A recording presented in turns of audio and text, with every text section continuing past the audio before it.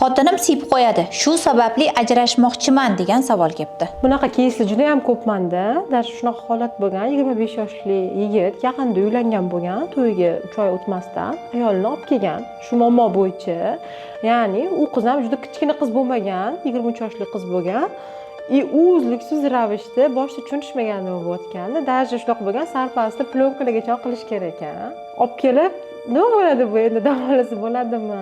Doktorlarga borib davolatib ko'rganman. Keyin o'zi постоянно doktorlar tomonidan lecheniya olgan ekan, foydasi bo'lmagan ekan. Buni davosi bormi deb olib kelgan. Ya'ni xuddi shunga o'xshagan ko'p keyslar bormanda, ya'ni ko'pchilik ajrashib ketadi. Ko'pchilik bunaqa narsaga chidamaydi.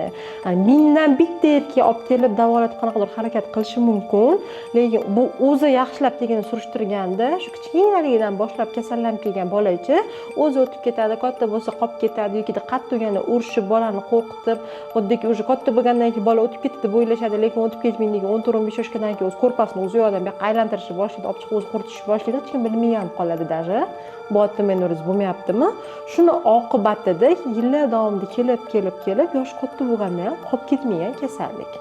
O'shani lecheniyasini qilmaguncha baribir u xoh ayol kishi bo'lsin, xoh kichkina qizcha bo'lsin, xoh erkak yoki o'g'il bolachi bo'lsin, yosh bola baribir og'rib boraveradi.